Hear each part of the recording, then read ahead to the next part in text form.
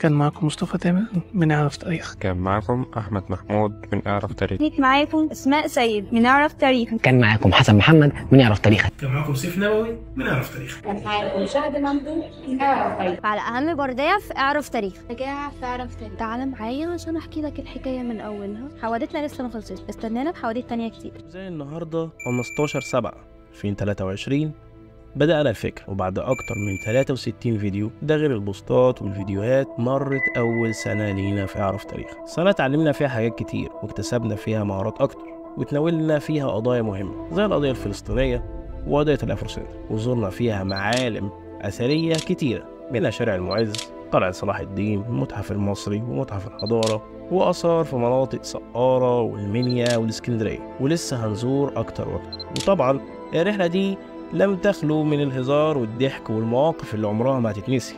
في نفس الوقت الرحلة دي عمرها ما هتقف وهتكمل، واحنا دورنا كطلاب آثار ان احنا نوعي ونرشد الناس على تاريخ بلادهم اللي بيحاول البعض تشويهه. وانا جاي اقول ان دي بس البداية. كان معاكم سيف نبوي من اعرف تاريخ.